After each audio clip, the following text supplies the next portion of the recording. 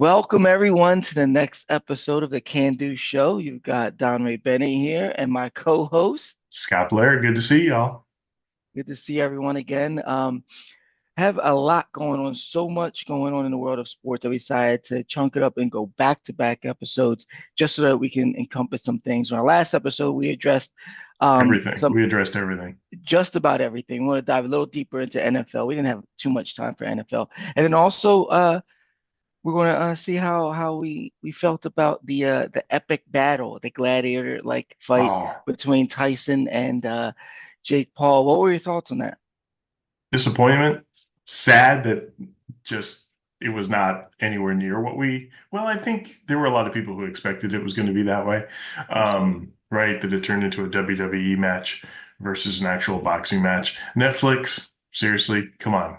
The glitches, the streaming delays, that's Hmm. no bueno. That's a whole nother story with all these, the NBA, the NFL moving to the Amazons and such of the world. The streaming piece really leaves a lot to be desired when it comes to just watching the game clean. But to the fight itself, yeah, I was super disappointed. I was really hoping that the Tyson we were seeing in all those clips was going to actually show up, and Yeah, no. yeah, it makes you wonder.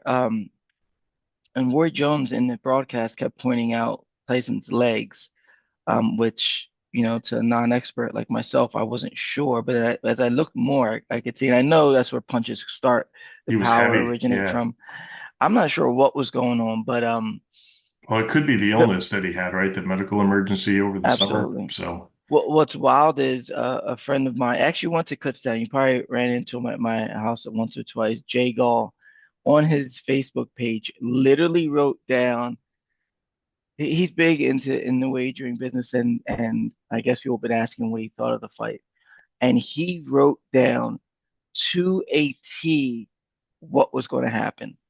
And he told folks take Jake Paul for an eight round 8 round. decision. Yeah. He's like, I don't normally bet this. I don't like this stuff. I'm not going to touch it. But if you want to know, I think the first two rounds, Tyson's going to come out um, swinging heavy, probably win them, and then over he'll get tired over the course of Yeah. 8 rounds. It'll be more of Jake Paul's the only one fighting, and Tyson's just standing there Just avoiding standing. hits. Yeah. And I mean, verbatim, he went called the fight, and obviously it's time stamped, so you could tell that it was before the fight started. Um, so yeah, yeah disappointed just because I don't want to be a hater though, because here's the thing. No, not a hater. Jake, Just, well, for Jake Paul specifically, he's oh, played the role of a villain well, right? There's two ways to get paid: either get everyone to love you or everyone to hate you. Either way, you're a celebrity. Um, and he just keeps, relatively picking on yeah. finding big names way out of their prime. The one time he found someone to fight, he lost, and so now everyone hates him. Now they want him to do it again, and so no matter what, he's got his next bag secured because everyone wants to see him lose. So he'll find someone that maybe is a little closer to their prime, but not really. And he already called out Conor McGregor in the MMA style and all this stuff. Um, it's just kudos to him. As much as I dislike him, or at least his personality, or whatever character he plays for the mass public, um, he did he got a lot of people's money, and so well played by him. Kudos to Tyson. Love to see a 58-year-old, anyone else in the world, even go in there and stand for 16 minutes. There were some real shots that he took, and he kept moving. So it's not how I would have liked it to go. It was I'm not gonna, exactly I'm gonna, a pro waste of time. I'm gonna proclaim that boxing is dead. Boxing is dead. I feel like this was the last possible, and it was such a letdown. I think boxing is now officially dead. That's my prediction. I think it's And dead. And when I say it dead, I mean trying to get it back to what you and I remember the from, popular yeah, in the ranking of sports, yeah, boxing has always been, an undercard, so to speak, until the main events. Then it would yeah, always take center stage. yeah, I think that happened when the heavyweights went, because yeah, I mean, for the last, 20 years or so, it's Pacquiao, Mayweather, even going back De La Hoya when he was middle, but it started to lose its luster after Lennox and yeah. I mean, there were some big heavyweights. Don't get me wrong, and Tyson Fury. I mean, there's been a couple matches, but nothing. Once I hate to say this, but I think once it went to Russia, once the Klitschko brothers started dominating, it was like no longer of importance to the American culture. And now boxing fans out there, I know that there are fanatics who follow, who love everything, who don't. I understand that, but I'm saying to the Yeah, mass public, exactly. as a public spectacle, as a pay-per-view that randoms were buying, like to see a Tyson fight, that they otherwise wouldn't watch any boxing at all. But if Tyson was fighting, they would purchase Yep, that level. it's gone. Mayweather Pacquiao fight is the last that we've really seen. Um, I guess I didn't go far enough. Probably Roy Jones stepped up. That made no sense, him going up that high and still did his thing. Yeah, But either way, I'm with you. That's a long answer to say I'm not sure it will reach the levels that it once did. And I think that also has to do with MMA. I think MMA has secured a portion of that population that would get into boxing, somehow, yeah. that sees it better as a better violent sport or whatnot. I'm not a huge MMA fan. Um, I'm not a fan at all, actually. But I could see how, you know, if boxing started to slow down or you started questioning some of the things you were seeing, how you would want to see something that isn't Yeah, fixed for, well, yeah. yeah. All right. We'll move that aside. We're gonna do some college football next. I'll see if I can get some editing and get like a trash and drop it. College Let's- football. What do you think? A lot happened. We had LSU lose their third straight, I believe. Some issues on the sideline. Yeah, BYU finally falling, couldn't find the end zone, couldn't put up points against Kansas. Um, you've got Oregon hanging on for dear life, and then you've got big games like Georgia, Tennessee. What did you see this weekend, and what stood out to you? I see a season where thank God they have the playoffs. Because if they didn't have the playoffs with the chaos that's happening this season, I don't know what they would do with this election. Because everyone's got two losses, it seems. And then you've got Indiana undefeated, you've got Oregon undefeated, then you got Ohio State and Penn State with one loss, right?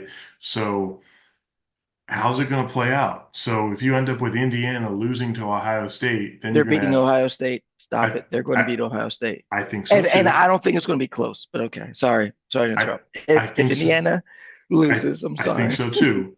So if Indiana were to win, I think you have an Indiana Oregon Big Ten championship, and then you got Ohio State, Penn State on the outside looking. But then Penn State's got one loss, and Ohio State's got two.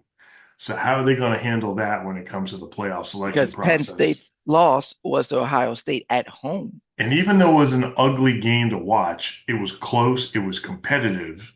So Penn State one loss versus two to Ohio State feels kind of eerily similar to 2016 when Penn State got left out. And I'll still say that I think Penn State was left out because they were doing too well, too close to the sanctions in 2011. So there's one. Two, you got Georgia doing Georgia things, right? They win when they have to, beating Tennessee.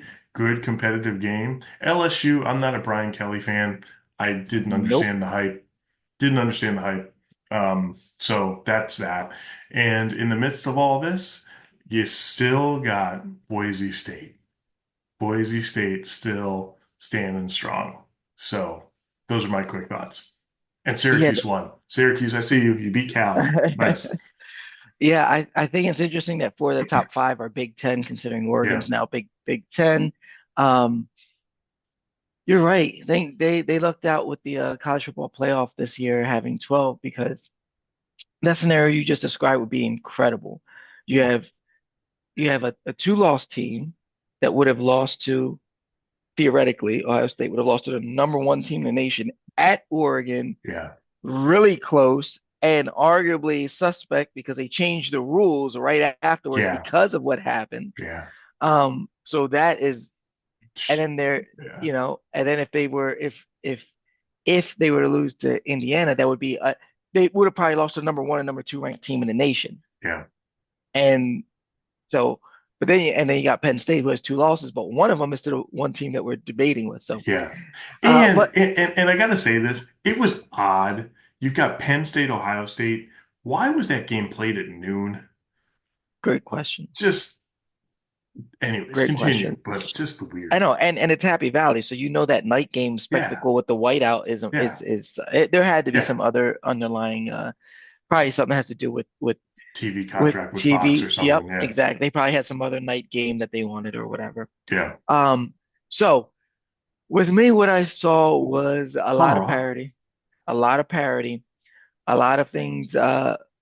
Colorado yeah. stepping up, stepping out. All Good to three see you, Dion. phases contributed to the win. I agree with Dion. They're still not playing their best ball, but all three phases contributed to win. Special teams, tip punt, return for punt They're winning. return. They're winning. That's all that Um, matters. they're winning, and I wish them the best. I hope they make a run at the chip.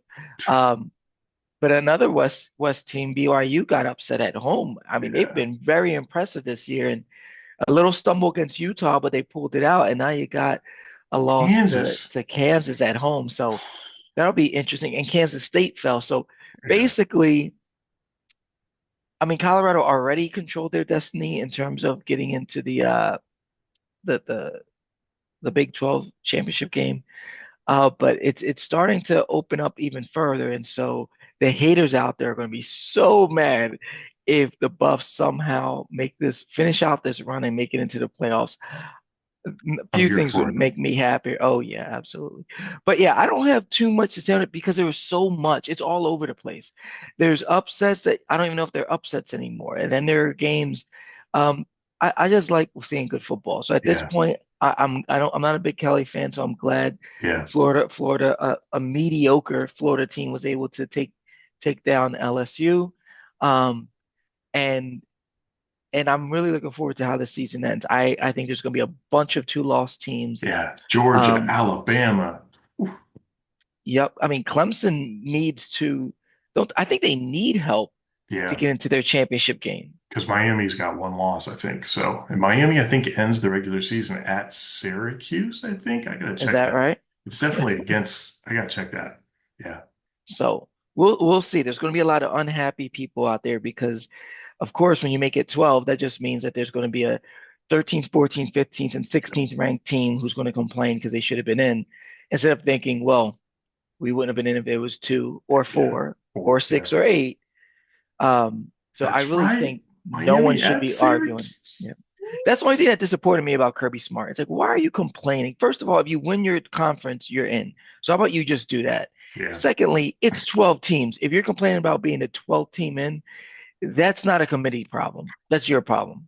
Hmm. So It's I all don't right. know that Yeah. no coach in the next 10 years should complain about not getting in to the playoffs. Yeah. After a whole generation goes by and this is what all you've known, sure, if you want to, but if you've been around for pre-BCS to BCS to whatever, the football series, if you've been around for all that, you cannot complain about being the Mm-mm. 13th best team and not making the playoffs. Yep. So Kirby Smart, please shut Yeah. your face. Just win your games. Just win your Yeah. games.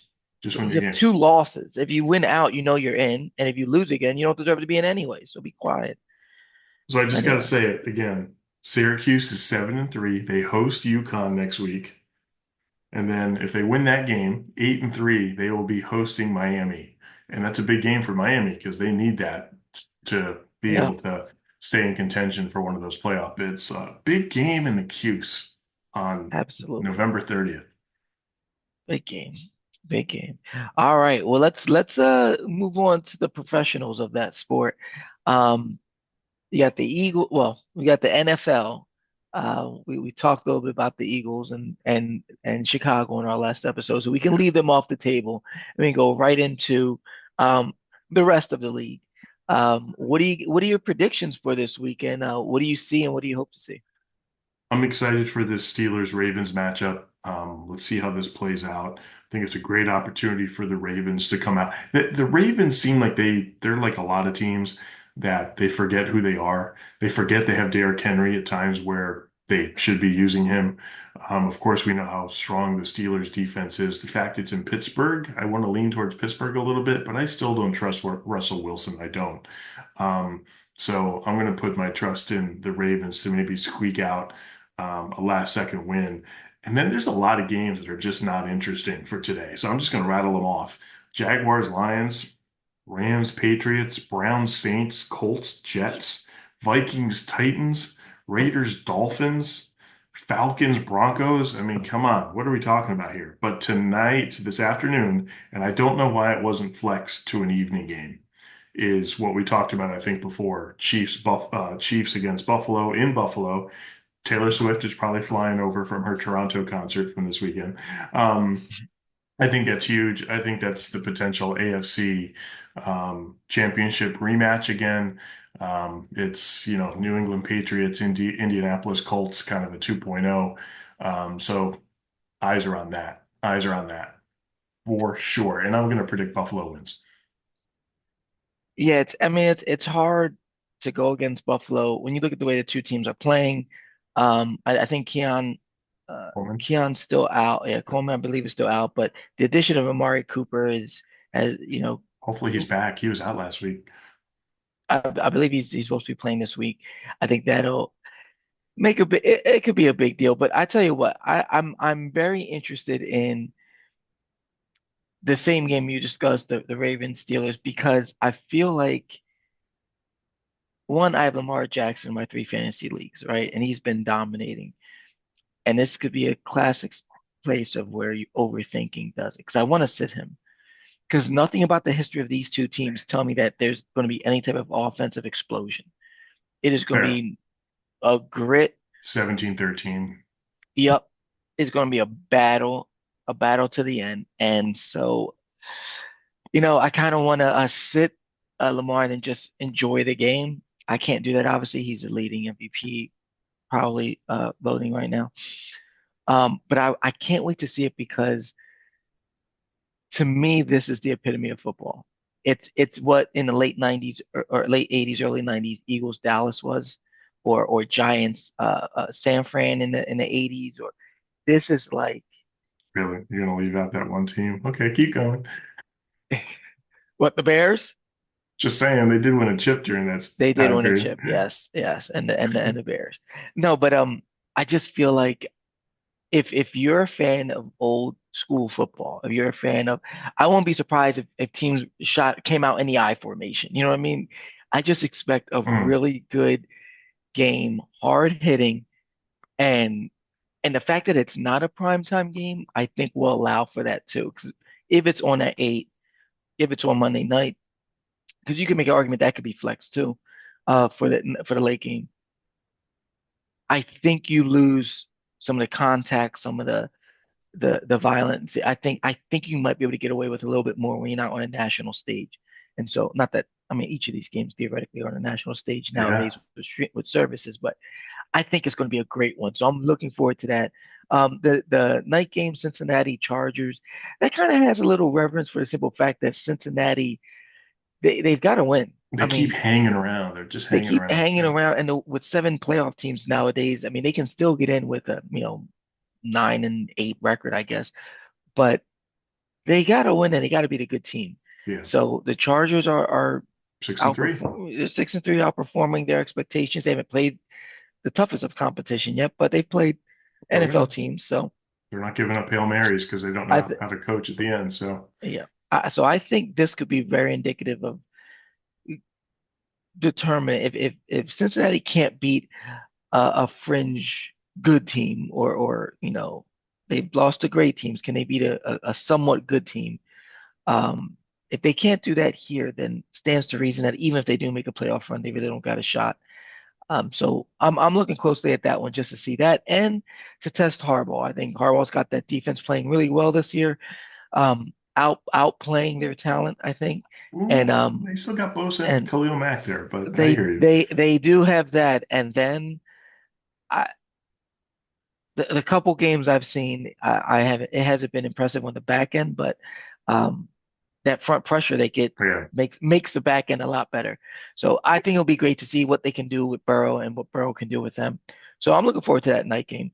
Um, well, that's Monday night, I believe, or is that Sunday night? No, Chargers is tonight. that's tonight, Yeah, and then Monday night is Houston, Houston. Dallas. Oh God, I'm what a good. waste.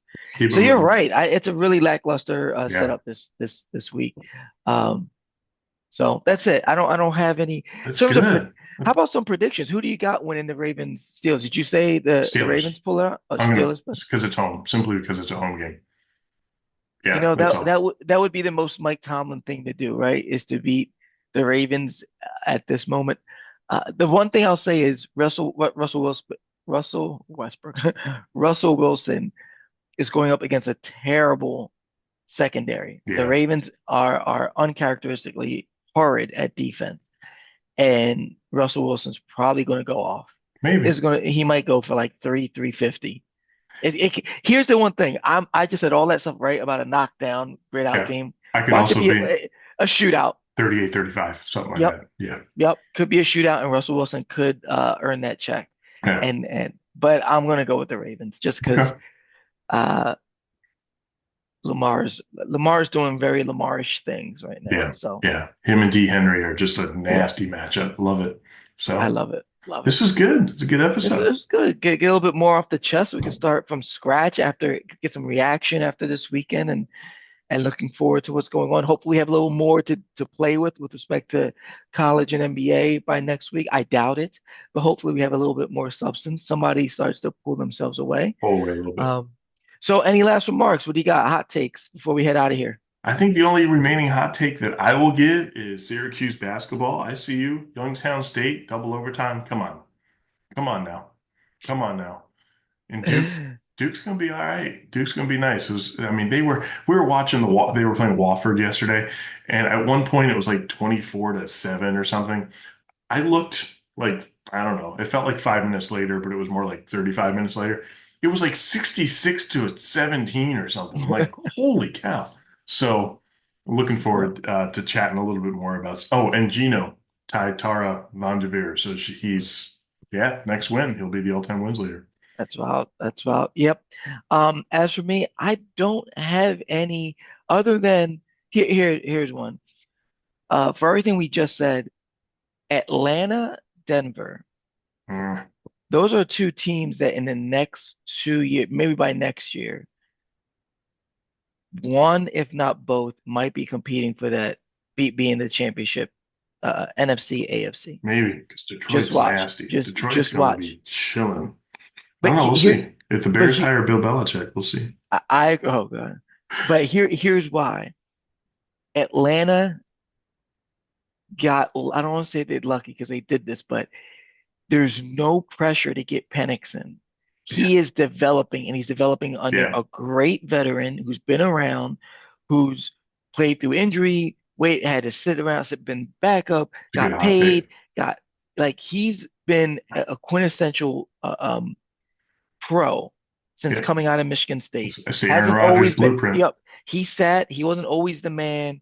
He's seen the ups and downs. He's been in different cities. He's a quintessential pro, and Penix, with no pressure, is learning. He's seeing all these future weapons and how they are Yeah, being just like worked best. Mahomes. He's in the film room every week and looking at how success looks like. He's not looking at a terrible team that he has to take over. He's looking at what success looks like, what he can replicate, what he can enhance. So in 2 to 3 years, once he gets in, he's going to be stepping in to a well-oiled machine. Just like And as long as Mahomes. they keep to win, if they can win 9, 10, 11 games per year for the next 2 years until he gets in, be on the lookout for a Penix-led Atlanta team dominating the NFC for a good 4 or 5 stretch after the next two. So that's why I'm looking at Atlanta because if they can keep their head above water, compete for their division championship, and get 9 to 10 wins, 10, 11 wins each Which year, they think they while will this Penix is year. develop while Penix is developing, Yeah. it's going to be, and the same thing for Denver, except he's not sitting and watching. But if they can continue to be successful while he goes through his growing pains, again, there's a lot of hate towards Sean Payton, and depends on the day how I feel about him. But if they win while he's developing, then once he gets to that once it clicks, watch out. Yeah. So for that matter, in terms of what the future of football for the next couple of years, I think is a preview, should we say, between Okay. Atlanta and All Denver right, that's today. fair. I didn't mean to dismiss it, but I did dismiss it mostly because I don't care for Kirk Cousins, but that's more the Minnesota Vikings leftover. So all good, all good. But yeah, The guy wins though. The he guy does. he competitive and he wins year in year out. So He does. Shout out to yeah, everyone. Enjoy the games shout out today, to and everyone. until our next episode, right? Yeah, absolutely. Peace. Deuces.